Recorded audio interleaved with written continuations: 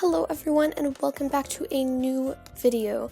So today we will be resuming Doki Doki Literature Club.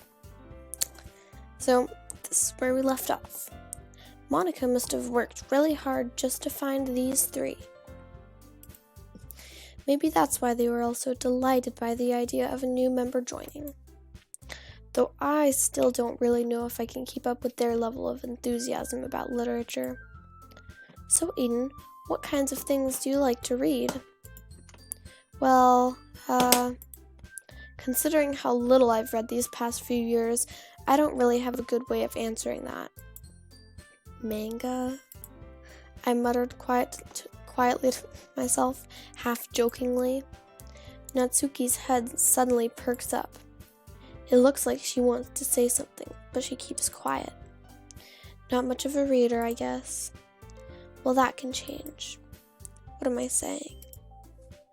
I spoke without thinking we said that, whatever. Also, I think this is a bit too big. I'm just gonna make it fit the screen. One second, this probably looks weird. That now probably doesn't. I spoke without thinking after seeing Yuri's sad smile. Anyways, what about you, Yuri? Well, let's see.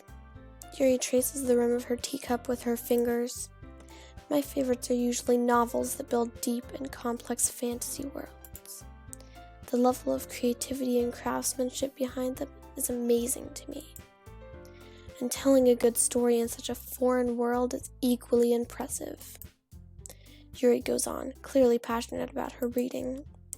She seems so reserved and timid since the moment I walked in, but it's obvious by the way her eyes light up that she finds her comfort in the world of books, not people.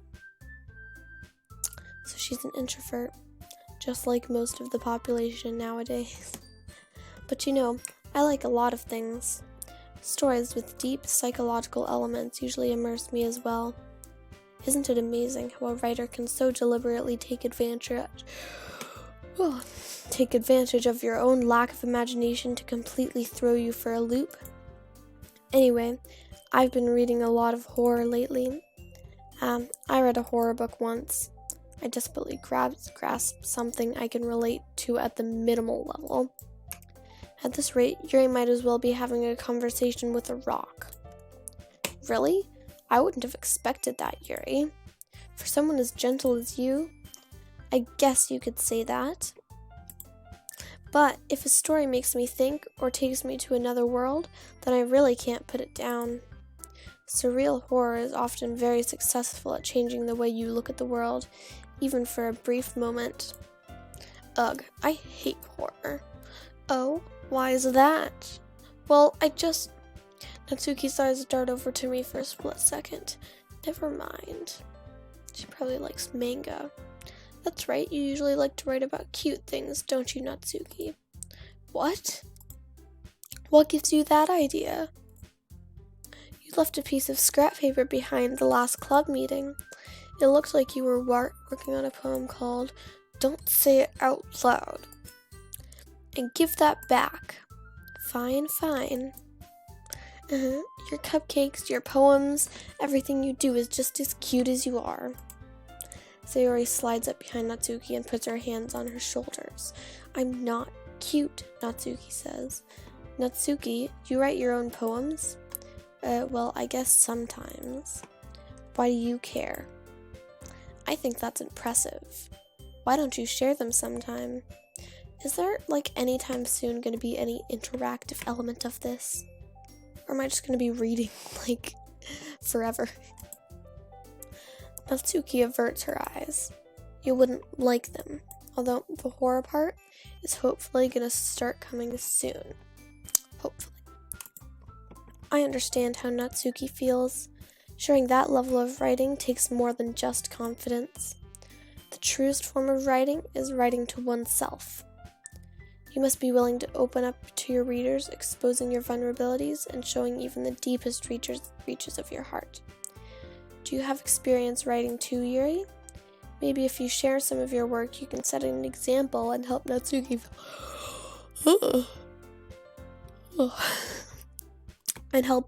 feel comfortable enough to share hers. This talking is making me yawn. I guess it's the same for Yuri. Aw, I want to read everyone's poems. We all sit in silence for a moment. I bet we're gonna have to write poems. Okay, I have an idea, everyone. Natsuki and Yuri look quizzically at Monika. Let's all go home and write a poem of our own. Oh, I was right. For once. Okay. Then, next time we meet, we'll all share them with each other. That way, everyone is even. Yeah, let's do it. Plus, now that we have a new member, I think it will help us all get a little more comfortable with each other and strengthen the bond of the club. I heard that making poems is one of the biggest part of this, and I think this is actually an interactive part, so yeah, isn't that right, Aiden? Monika smiles warmly at me once again. Hold on, there's still one problem. What's that? Now that we're back to the original topic of me joining the club, I bluntly come forth with what's been on my mind the entire time. I never said I would join this club. Sayori may have convinced me to stop by, but I never made any decision. I still have other clubs to look at, and, well, Sayori looks happy. None of the rest of them do. Is she happy that I'm saying this? Oh, now none of them look happy. I lose my train of thought, except she just looks like, huh? All four girls stare back at me with dejected eyes. She just looks curious, not dejected. And she just looks mad. They look dejected, though. Monika and Sayori. But, I'm sorry, I thought... Eden, I'm defenseless against these girls. How am I supposed to make a clear-headed decision when it's like this? That is, if writing poems is the price I need to pay in order to spend every day with these beautiful girls. Right. Okay, I've decided then. I'll join the literature club. Now they look happy. She just looks like, huh? I don't think she, knew what was going on. Yes, I'm so happy. Sayori wraps her arms around me, jumping up and down.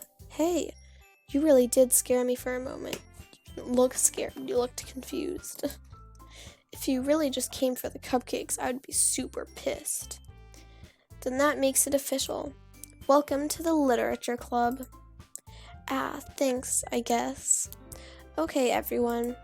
I think with that, we can officially end today's meeting on a good note.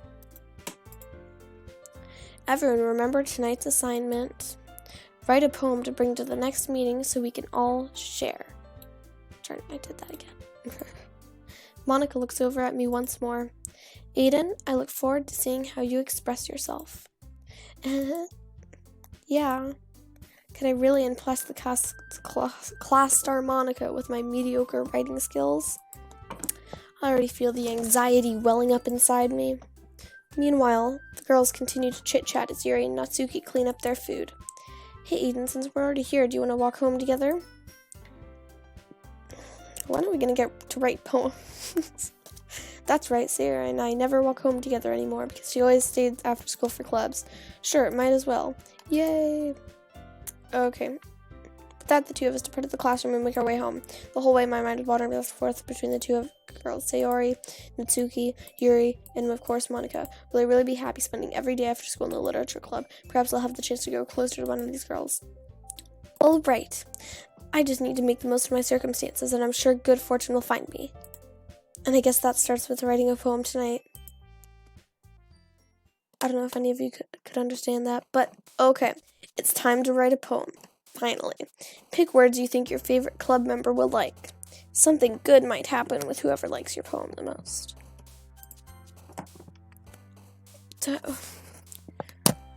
But where's Monika? I don't know. Let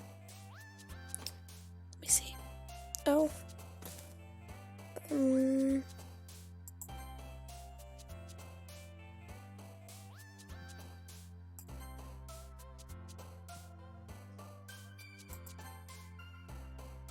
hopeless.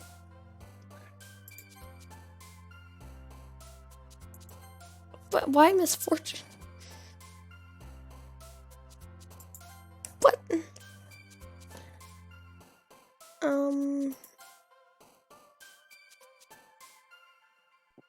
This.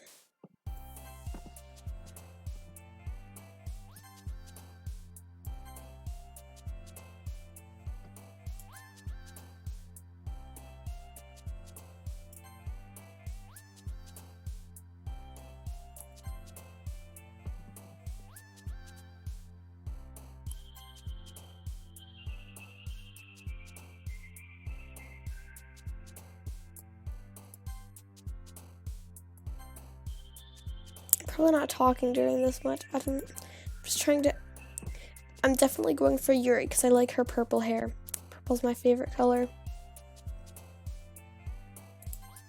Just going for words like that. What? Hi again, Aiden. Glad to see you didn't run away on us. Ha ha ha. Nah, don't worry. This might be a little strange for me, but I at least keep my word. Well, I'm back at the literature club. I was the last to come in, so everyone else is already hanging out. Thanks for keeping your promise, Aiden. I hope this isn't too overwhelming of a commitment for you. Making you dive headfirst into literature when you're not accustomed to it? Oh, come on. Like he deserves any slack. Siri told me he didn't even want to join this club this year. And last year, too. I don't know if you plan to just come here and hang out or what. But if you don't take us seriously, then you won't see the end of it. Natsuki, you certainly have a big mouth for someone who keeps her manga collection in the club room. But Natsuki finds herself stuck between saying Monica and manga. Manga is literature. Swiftly defeated, Natsuki plops back on the bed. I looked at my bed and I saw the word back and I was like, oh, okay. Plops onto her seat. Don't worry, guys. Oh, wait, no. What just happened? I think I clicked skip. What do I do? I'm sorry, Yuri, I wasn't thinking. I guess that means it's up to me to rescue this situation. Hey, don't worry about it. Oh, first of all, I wasn't expecting anything in the first place. So any nice gesture from you is a pleasant surprise. It still makes me happy no matter what. Is that so? Yeah, I won't make it a big deal if you don't want it to be. Alright. Well, here. Yuri reaches into her bag and pulls out a book. I didn't want you to feel left out, so I picked out a book that I thought you might enjoy. It's a short read, so it should keep your attention even if you don't usually read.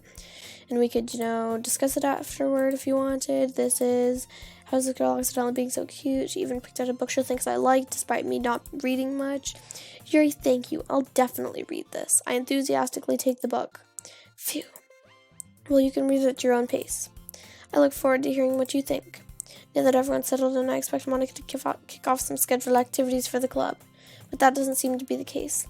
Sarah and Monica are having a cheery conversation in the corner. Yuri's face is already buried in a book. I can't help but notice her intense expression, like she was waiting for this chance. Meanwhile, Natsuki is rummaging around in the closet. Okay. I'm really curious to talk to Yuri a little bit more, but at the same time I'd feel bad for distracting her from her reading. I catch a glimpse of the cover of her book. Looks like the same book that she lent to me. More than that, she seems to be on the first few pages. Crap. I think she noticed me looking at her. She sneaks another glance at me and our eyes meet for a split second. ... But that only makes her hide her face deeper in her book. Sorry, I was just spacing out. I mutter this, sensing I made her uncomfortable. Oh, it's fine. 1 second.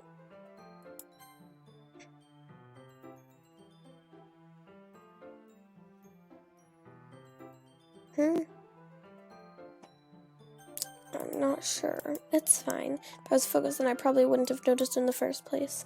But I'm just rereading a bit of this, so that's the book you gave me, right? Wanted to reread some of it, not for any particular, just curious how come you have 2 copies of the same book? Well, when I stopped it, that's not what I meant. I mean, just happened to buy 2 of them. I see. There's something fairly I've shared that yours need to learn, but I decided to let it go. I'll definitely start reading it soon. I'm glad to hear. Once it starts to pick up, you would have a hard time putting it down. It's a very engaging and relatable story. Is that so? What's it about, anyways? Well, here he closes the book and scans the portrait of Markov.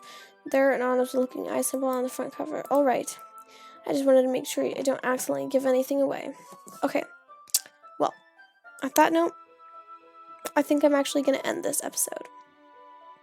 First of all, I don't know what happened. I skipped some of it.